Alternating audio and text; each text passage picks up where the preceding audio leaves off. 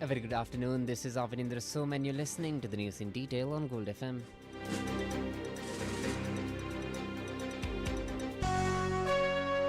The news headlines on Gold FM.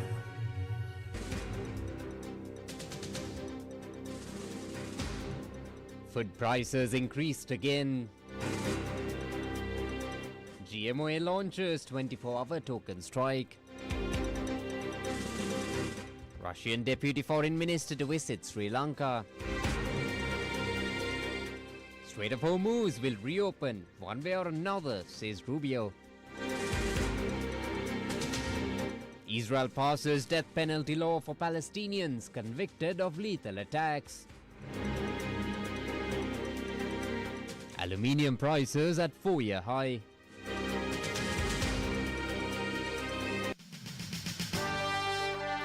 The top story on Gold FM.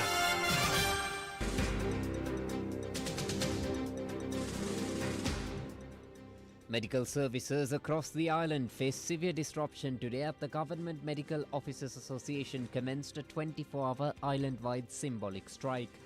Patients visiting outpatient departments and clinics reported being turned away, with a man reportedly collapsing while waiting in a queue at the Padula Teaching Hospital. The trade union action, which began at 8 a.m. this morning, protests against the current medical transfer process.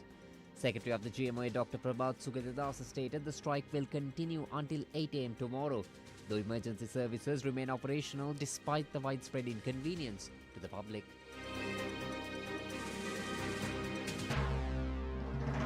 This is the local news on Gold FM.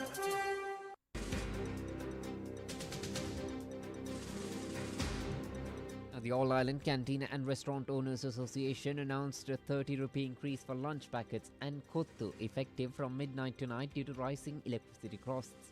Association President Harshan Rukshan confirmed short eats will rise by 10 rupees while milk tea and plain tea prices increase by 5 rupees respectively. This follows a previous price hike on the 12th of this month linked to gas costs. Now, the Consumer Affairs Authority Director Sela Bandara stated that officials stepped up to raids to identify vendors selling products above regulated prices. Now, in the meantime, protests erupted in Kadawatha, Kaluthara and near the Parliament roundabout last night after the Public Utilities Commission granted permission for the electricity tariff hike.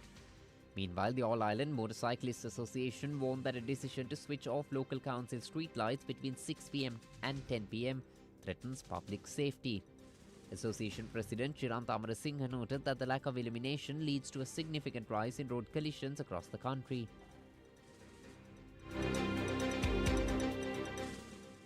Now, following yesterday's tariff hike, we spoke to an energy expert on whys and the what-ifs of the increase. Vidura Ralapanava attributes the hike not only to just global markets but a failure in procurement that the public is now being asked to fund. We are all concerned about this coal problem. There is a quality problem where coal plant is generating 150 megawatts less than what it should be, and this has forced the utility to run more oil-based generation. We are also seeing a potential shipment shortage during the unloading season. So these two factors have not been considered in the tariff, which I believe is the correct thing. And the reason why it is not being done is, first of all, CB and its successor companies have not asked for a tariff revision based on the coal availability and coal quality. Second reason is that even within the tariff methodology, such allocation cannot be done because this is a failure of a procurement process. So ratepayers like us should not be asked to foot the bill for the same. Now, somebody still has to pay for that money. Still don't know the real cost. The increase might sound like a number on a page, but Ralapanava reminds of 2023 when similar hikes pushed millions of Sri Lankans into the dock. you make electricity prices too high for certain category of consumers so that it's not affordable to them, what it will do is it will force them to get disconnected because they are unable to pay the bills. And we've seen this happen in 2023 when electricity prices were increased for low-income households at a very high level. And that resulted, UCSL and CB estimate, resulted about 1.3 million households. 1.3 million households is like 5 million. That's about 25% of the country's population having their electricity supplies disconnected because of their inability to pay. So always this affordability and equity are considered in the tariff determination. Now CB doesn't always do that, but that's what PUCSL does. Ralapanav insists the government is ignoring the one thing that doesn't change price during a war. He went on to issue warnings for more darker times to come.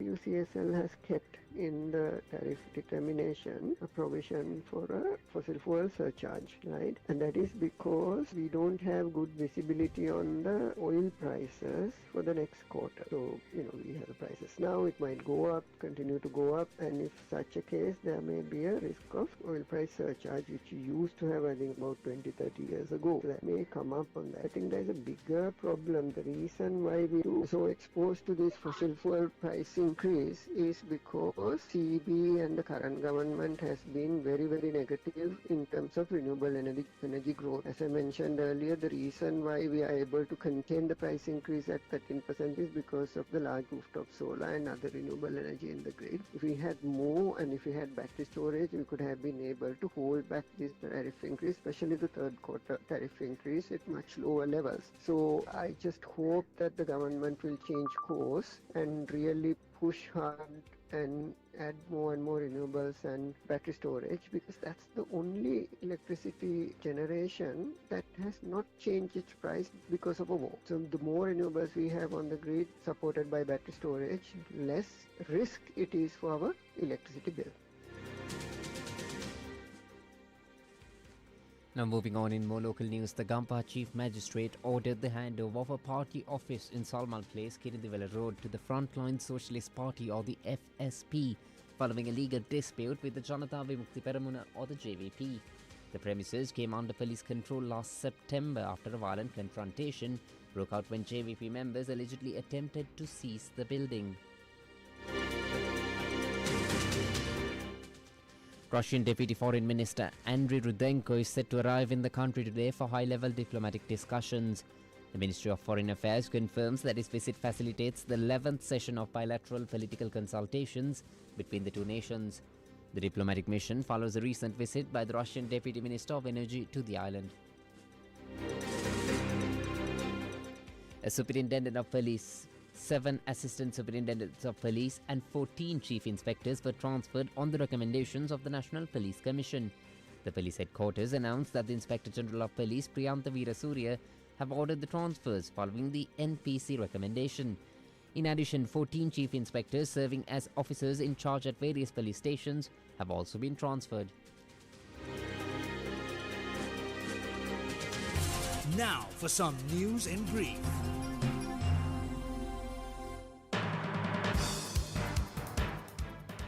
Police arrested the principal of a prominent school in Akuramboda who also serves as the General Secretary of a teachers' union following allegations of serious abuse involving a 14-year-old student during an inter-house sports meet practice session. The business news on Gold FM.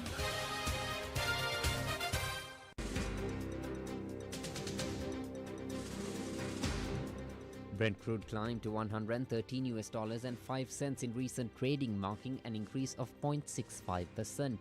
This upward movement coincided with West Texas Intermediate crude reaching $102 and 9 cents, a marginal rise of 0.5%.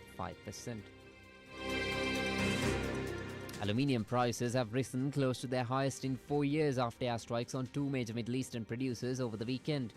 The price of aluminium on the London Metal Exchange rose by more than 3% at $3,401 a metric ton.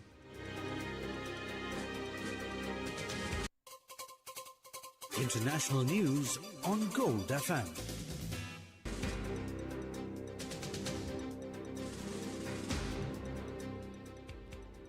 The Israeli Defense Forces launched a fresh wave of airstrikes against the Iranian capital as the conflict entered its fifth week.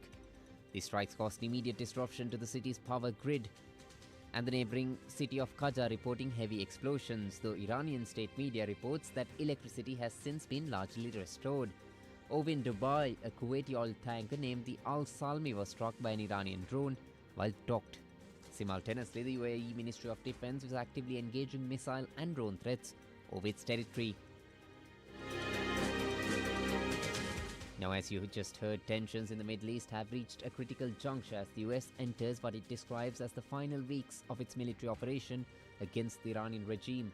Speaking to Al Jazeera, US Secretary of State Marco Rubio laid out a stark vision for the region's future, one that hinges on the total dismantling of Tehran's military exports. The rhetoric coming from Washington has shifted from containment to a demand for fundamental systematic change. Imagine an Iranian regime who, instead of spending billions of dollars supporting terrorist groups and building up all these weapons, had invested that money into Iran for the people of Iran, so they wouldn't have water shortages, so their economies would provide opportunities for an incredible people. The people of Iran are incredible people, very resourceful, very entrepreneurial, but it's the regime that's been a problem. And instead, they've chosen to spend the wealth of their country to support Hezbollah and Hamas and Shia militias inside of Iraq, and to try to destabilize Syria when Assad was there, and all over the world, to sponsor terrorist plots and build these drones and build these weapons to threaten their neighbors unnecessarily. So we would always welcome a scenario in which Iran was led by people. Washington insists it isn't denying Iran the right to energy, but rather the right to enrichment. I think they have to take demonstrable steps towards ending any ambition of having nuclear weapons. If what they want is nuclear energy, there are multiple countries in the region that have or will soon have nuclear energy, and they're going to do it through a well-established mechanism that everyone else has agreed to. And that is that you allow imported fuel you import the fuel, and that fuel is used to power up your power grid and provide energy resources for your people. What they cannot have is a system that allows them to quickly weaponize it. They have to stop making all of these drones and all of these missiles. We saw recently where they've lied. They said they didn't have long-range missiles, and then they fired two that extended well beyond the range of what their own foreign minister just a few days earlier said they didn't have the range to reach. So they have to abandon all these weapon programs and all of their nuclear ambitions, and if they do that, then Iran's future can be bright. But they have to choose that path, and for 47 years they've refused that path. With Iran claiming sovereignty over the Strait of Hormuz, the US has signaled that any attempt to toll or block the waterway is a red line that will be met with international force. Now, let me be frank, very little of American energy comes through the Straits of Hormuz in terms of the energy we rely on, but we recognize the impact that it has on global markets and on our neighbors, especially our allies in the region who produce energy and have to get it out to market. So no country in the world should accept it. The regional countries in the world should accept it. The United States will not accept that condition. It's an illegal condition that they're demanding. It's not going to happen. Friction within NATO has bubbled to the surface too, with several European nations, most notably Spain, restricting American access to airspace and bases during the campaign.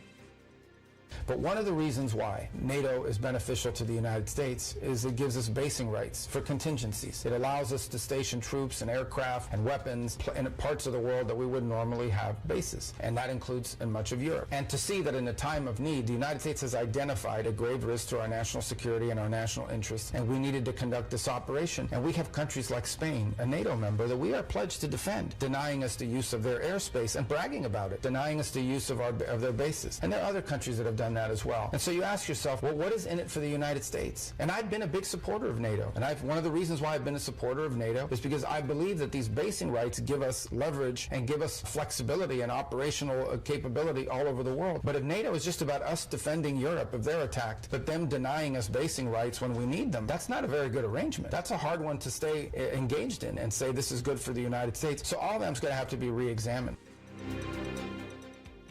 The Pentagon claims that the primary phase of destruction of the Iranian Air Force and Navy are largely complete. The focus has now turned to the factories themselves.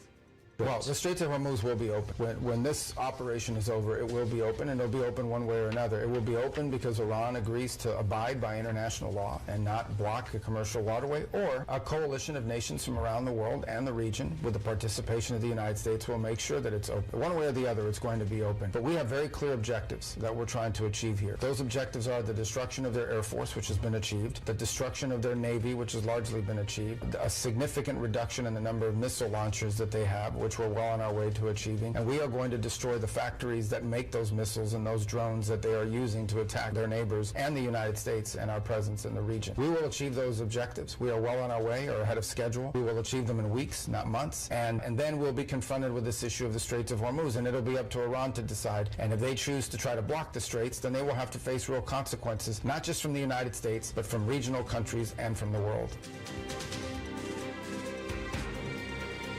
Entertainment news on Gold FM.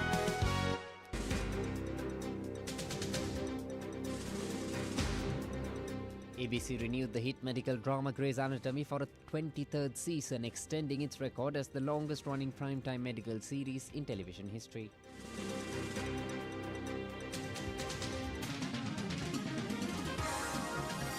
Sports news on Gold FM.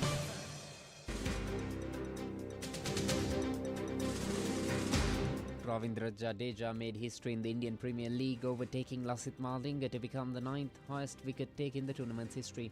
Jadeja now holds 172 career wickets, surpassing Malinga's long-standing tally of 170.